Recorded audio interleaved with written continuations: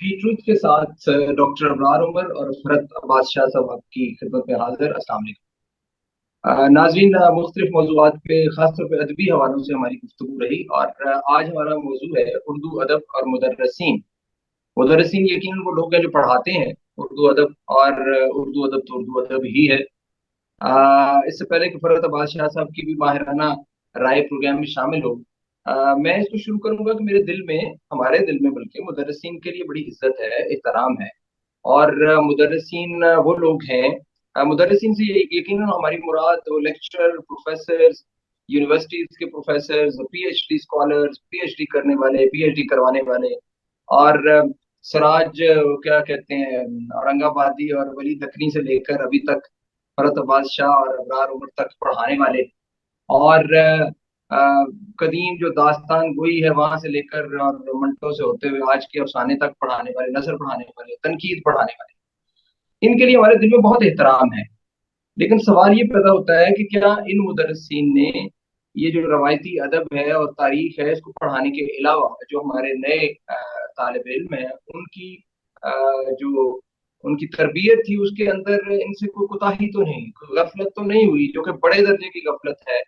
क्या ऐसा तो नहीं हुआ कि जो हमारे तालिब इल्म हैं इनको कंटेम्प्रेरी लिटरेचर से बहुत दूर रखा गया और फिर इनको तारीख के हवाले से तारीख की गवाह जो गहराई है उसमें फेंक दिया और उन अंधेरों में फेंक दिया, और वो कभी इमर्ज नहीं हुए कि वो लेटेस्ट जो अदब की सूरत हाल है या इंटरनेशनल जो लिटरेचर है या जो असर है जिस दौर से हम गुजर रहे हैं, वो वाली रूह जो टाइम ओरिएंटेड एक सेंसिबिलिटी होनी चाहिए वो हमारे तालिब इल्मों में है कि नहीं। दूसरी बात यह कि मुदर्रिसीन ने कहीं मुदर्रिस की जगह कोई और रोल तो नहीं अदा कर दिया। मैं यहाँ पे यकीनन ये रखता हूँ उनके लिए काइंड हार्ट कि एक मुदर्रिस अच्छा शायर भी हो सकता है, लेकिन हर मुदर्रिस के लिए शायर और अदीब होना जरूरी नहीं। क्या ये तो नहीं कि मुदर्रिसीन अब जबरदस्ती शायरी करते हैं, जबरदस्ती नसर लिखते हैं, जबरदस्ती अदब में क्रिएटिव राइटिंग करते हैं? क्योंकि क्रिएटिव राइटिंग एक बिल्कुल डिफरेंट चीज है।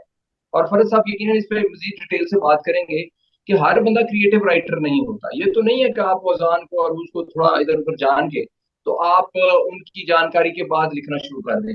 हमारा एक गिला ये है कि मुदर्रिसीन ने ये जरूरी समझ लिया है कि हम खुद भी लिखेंगे, और जब वो ये कहते हैं कि हम लिखेंगे, हाँ वो नहीं भी लिखने की सलाहियत रखते या उनके यहाँ ये एबिलिटी मौजूद नहीं है, वो प्रोफेसर हैं, वो पीएचडी स्कॉलर्स हैं, वो पढ़ाते हैं, वो पीएचडी कर चुके हैं या करवा रहे हैं लोगों को, तहकीक तनकीद करवाना उनका काम है।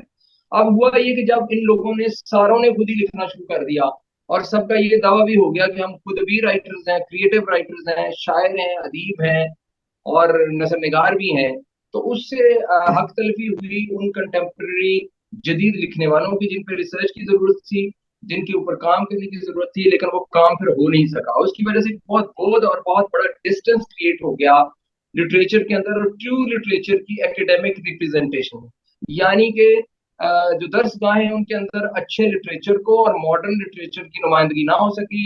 मीर गालिब को पढ़ाया जाता रहा और मुदर्रिसीन खुद उनको अपनी शायरी और अपने ही अफसाने सुनाते रहे, और नतीजतन जो राइटर था, जो तख्लीककार था, जिसके लिए तख्लीककार के लिए मुदर्रिस होना जरूरी नहीं है, वो किसी गली मोहल्ले का मोची भी हो सकता है, वो कोई डॉक्टर भी हो सकता है, वो किसी और शोबे का भी बंदा हो सकता है। मतलब फरज साहब है यहाँ पे, वो पढ़ाते नहीं है लेकिन उनका किताब जो कंट्रीब्यूशन है लिटरेचर में वो तो किसी बहुत बड़े जो है मुदर्रिस से बहुत ज्यादा है। तो क्या ये जो लोग ट्रू जेन्युइन तख्लीकार हैं इनको कहीं ये बायस की नजर तो नहीं हो गई? ये हमारा आज का मौजू है। फरहत अब्बास शाह साहब गुफ्तगू को जारी रखें। जी बहुत शुक्रिया, सबको मेरी तरफ से भी सलाम।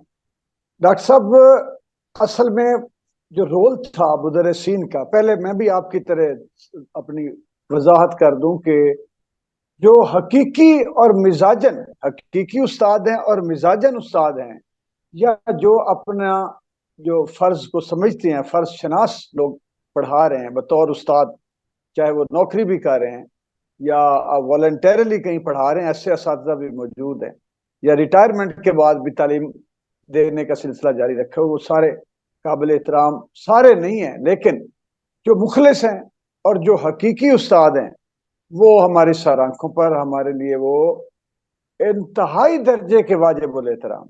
लेकिन وہ لوگ جو جو جو سیکشول ہیرسمنٹ بھی کرتے ہیں شاگردوں کے ساتھ، ان کے کیسز آئے ہیں، جو میڈیا کا دباؤ ڈال کر اخبارات والے لوگوں کے ساتھ تعلقات رکھ کے ان کی خوشامدیں کر کے میڈیا کے ٹی وی اور کالم نگاروں کے ساتھ صرف نوکریاں کر رہے ہیں اور ترقیاں لے رہے ہیں اور پی ایچ ڈی ڈگریاں فلاں کانفرنس سے کر رہے ہیں، وہ بالکل واجب الاحترام نہیں ہے، وہ کرمنل ہیں، اور ان کو باقاعدہ کورٹس میں لے جانا چاہیے کہ وہ تنخواہیں بھی لے رہے ہیں فراڈ جعلی ڈگریوں کی بنیاد پر، ترقیاں بھی لے رہے ہیں اور پڑھانے کے وہ قابل اہل ہی نہیں، اور وہ دھوکہ دے رہے ہیں ہمارے بچوں کو، ہمارے نظام تعلیم کو اور ہمارے تعلیمی اداروں کو۔ یہ میں وضاحت کروں۔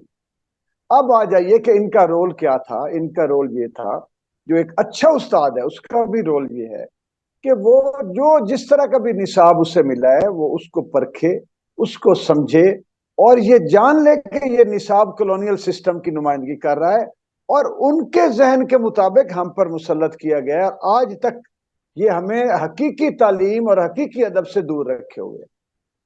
حقیقی استاد کا فرض یہ کہ وہ پڑھائے بچوں کو، کیونکہ وہ اور کچھ نہیں کر سکتا، اور وہ پڑھائے، لیکن ساتھ میں یہ بتا دے کہ میرے بچوں، میرے بیٹوں، میرے شاگردوں، اس کو ذرا تھوڑا سا تجزیہ بھی کرو ان کا، کہ کیا یہ جو ہم آپ کو پڑھا رہے ہیں یہ اب موجودہ جو زندگی ہے، موجودہ جو حالات ہیں، جو گلوبل ورلڈ ہے، گلوبلائزیشن ہے، اس کے مطابق کتنا آپ کو ذہنی طور پہ یہ تیار کر رہا ہے ہمارا کورس، ہمارا نصاب، کیا یہ علم آپ کو دے رہا ہے، تربیت آپ کی کر رہا ہے یا نہیں؟ یہ ساتھ ان بچوں کے ذہن میں ڈال دے تو ہم سمجھیں گے کہ انہوں نے ذمہ داری پوری کی۔ اب ہو یہ رہا ہے کہ ڈاکٹر صاحب پچھلے 30 سال میرے اوپر روکا گیا کہ تھیسس نہیں ہونے دینا۔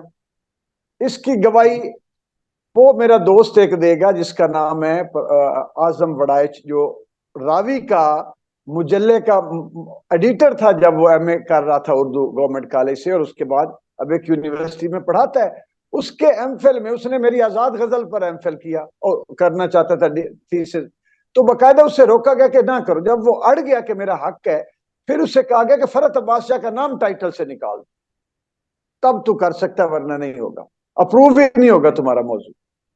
اچھا، اس کے بعد یہ بیٹھی ہوئی ہے میرے ساتھ، اورینٹیل کالج ہے، چونکہ یہ ڈائریکٹ میں اسے سمجھتا ہوں کہ یہ فورٹ ولیم کالج کے جو آگے ایجنڈا تھا اس کا یہ سینٹرل ہب ہے، یہ ہب ہے ابھی تک اسی طرح۔ یہاں پر میرے اوپر باقاعدہ ان ریٹن اور ان سیڈ پابندیاں لگا دی گئی کہ نہ اس کو یونیورسٹی میں کبھی بلانا ہے، نہ اس کو گھسنے دینا ہے، نہ اس کو کسی مشاعرے، سیمینار، لیکچر میں، نہ اس پر کوئی کام ہونے دینا ہے، نہ لوگوں کو کوشش روکنا اسٹوڈنٹس کو کہ اس کا تاثر خراب کیا جائے کہ یہ تو معمول پاپولر، اس کو پڑھے ہی نہ۔ باقاعدہ لوگ مجھے بتایا لوگوں نے کہ سر ہم آپ سے ملنے سے بھی اس لیے گریز کرتے ہیں کہ ہمارے ٹیچر ہمارے دشمن ہو جاتے ہیں، یہ مجھے اسٹوڈنٹس نے بتایا۔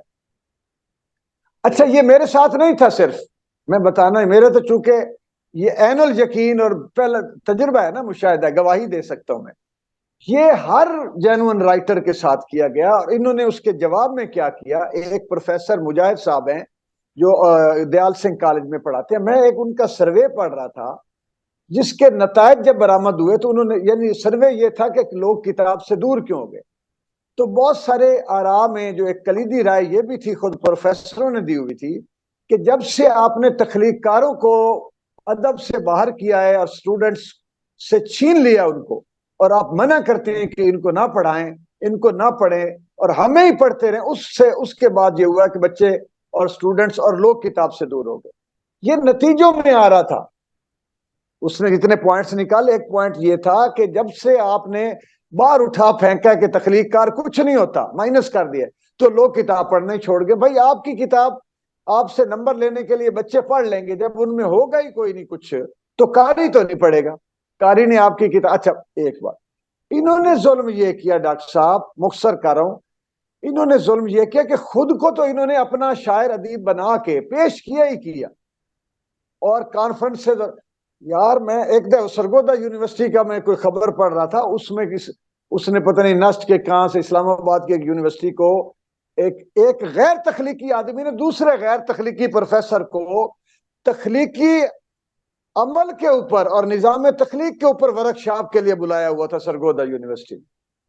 یار آپ کتنی بڑی یہ کتنا بڑا کرائم ہے بچوں کے ساتھ، اس ادارے کے ساتھ، منصب کے ساتھ اور کلاس کے ساتھ، ڈپارٹمنٹ کے ساتھ کہ آپ تخلیق کے اوپر غیر تخلیقی لوگ آ کے بچوں کو کیا پڑھائیں گے جن کا تخلیق کا تجربہ ہی نہیں. وہ ایک بندہ جس کی شہرت یہ ہے اسلام آباد والا کہ وہ چندے کی ایک باسکٹ رکھ کے اپنے ٹیبل پہ بیٹھا ہوتا ہے، کہتا دے جا انیا تیرا ہی بکیا، دے جا انیا تیرا کیا ہے راہ خدا، تیرا اللہ ہی بوٹا لائے گا، دے جا انیا راہ خدا. یعنی وہ لوگوں کو اندھا بنا کے وہ چندے وہ اس طرح کے مائنڈ سیٹ والے لوگ وہ تخلیق پڑھائیں گے کہ عمل تخلیق کیا ہے. اگلا ظلم انہوں نے یہ کیا ڈاکٹر صاحب، یہ ریکارڈ پر ہے کہ خود کو تو پروموٹ کیا ہی کیا، اپنی بیویوں کو پروین شاکر سے وہ ریپلیس کرنے کے چکر میں ہے.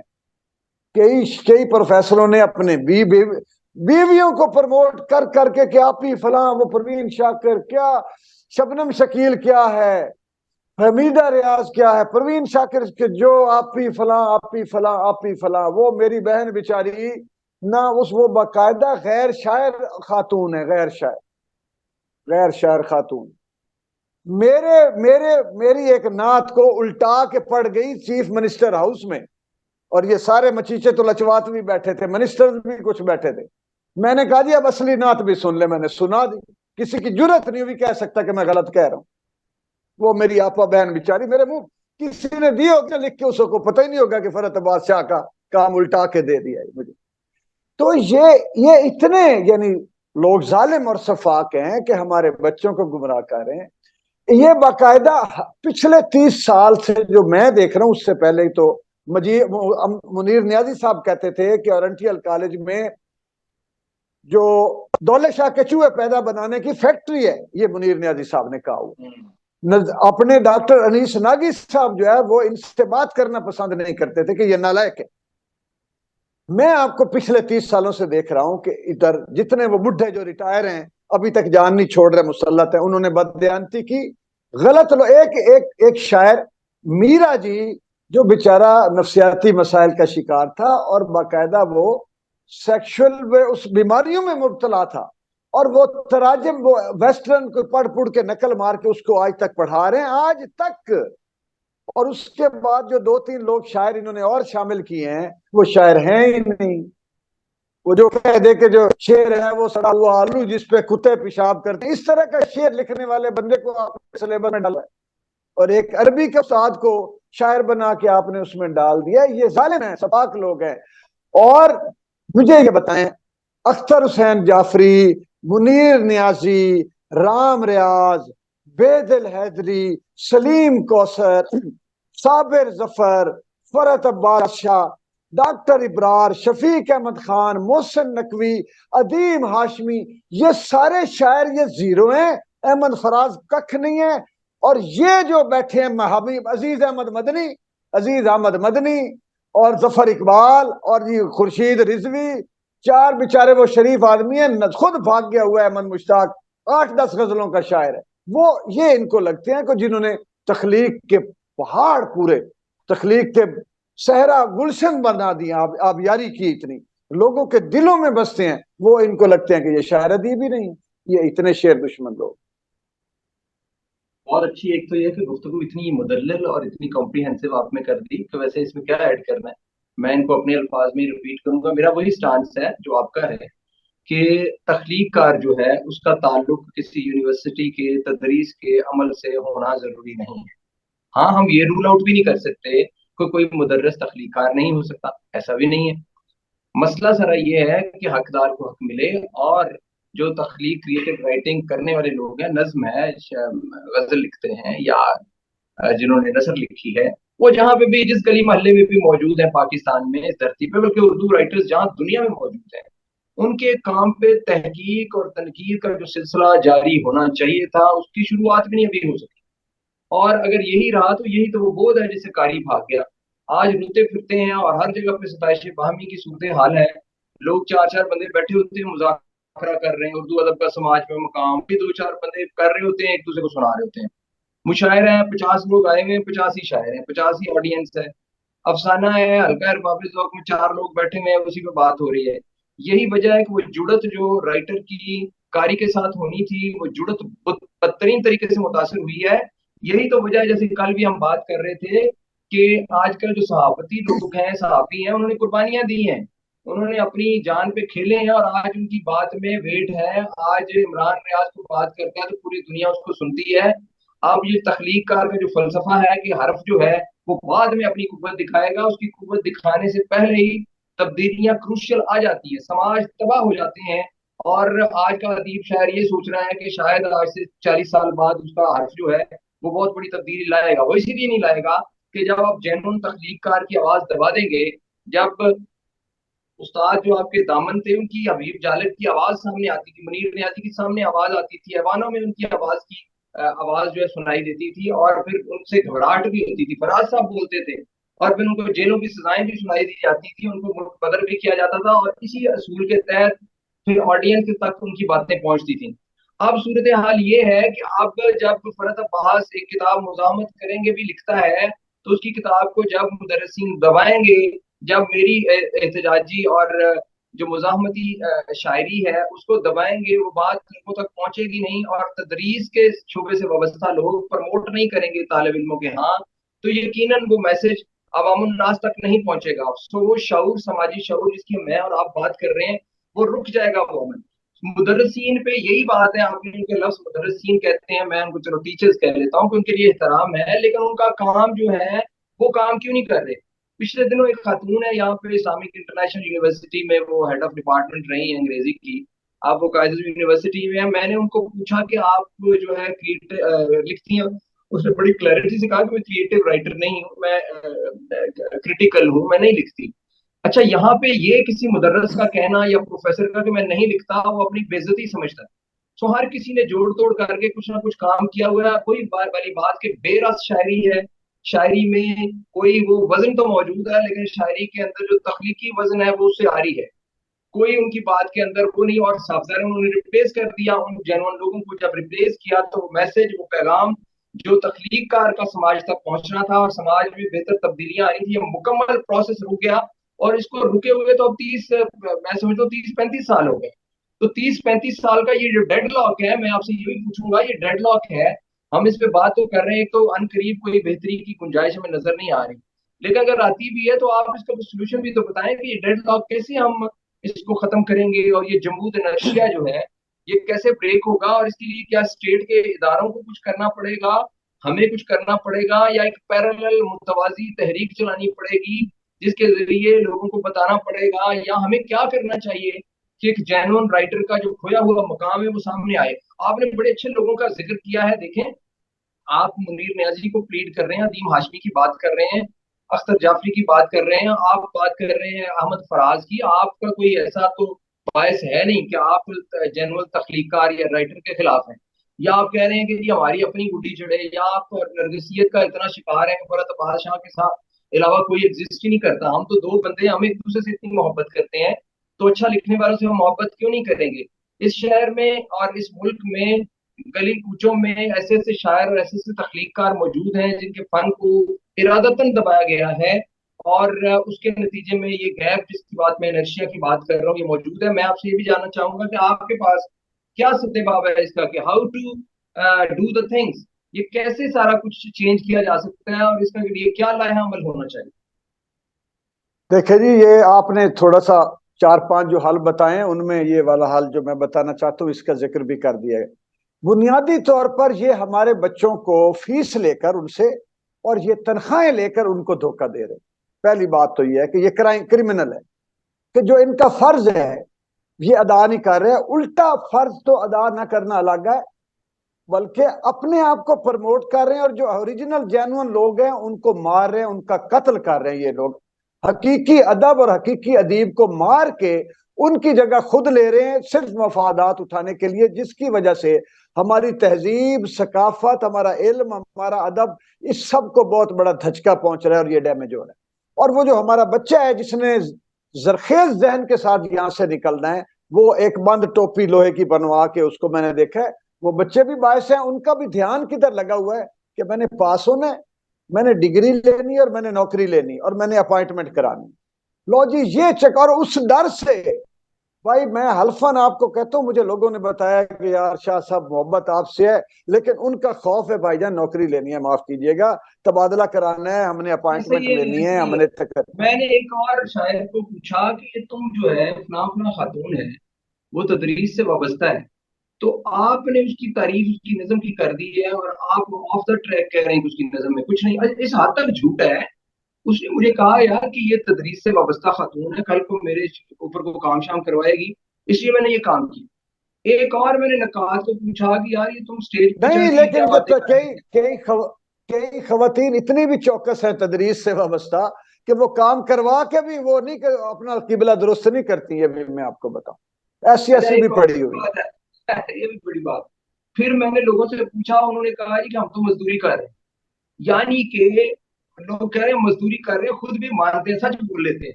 तो यार ये मजदूरी अब छोड़ दो, अब किसी और को काम करने दो, ये वैसे बहुत बड़ा अलमिया है, ट्रेजेडी है। और डंके की चोट पे वो ये काम कर रहे हैं और उनको पता है कि हम ये कर रहे हैं। दूसरी बात जो है जो अच्छा खुशाइन बात है, वो ये है कि हमारे पास वक्त भी थोड़ा रह गया है। खुशाइन बात ये है, हमारे पास 7-8 मिनट है और खुशाइंद बात जो ये है फरत अब्बास शाह साहब के, ये लोग अपने तालिब इल्मों को वक्ती तौर पे 20-40 लोगों को तो अपना फैन बना लेते हैं जबरदस्ती, लेकिन जब वो मार्केट में आते हैं या समाज में आते हैं तो फिर वो शायरी हमारे जैसे लोगों की ही पढ़ते हैं, या तखलीक का जो ना ना ना जेनुइन ना ना ना ना लिखता ना, ये मुखालते इसमें ना रहे, ना ना ना ना, है। ये इतनी मुतस्सब नस्लें रोजाना हर साल एक खेप मुतस्सब बच्चों की खेप निकाल रहे हैं हजूर, ये बड़े चौकस हैं वो जो निकल, लोग लेकिन देखिए अपने साथ बात साथ ये है, अपनी।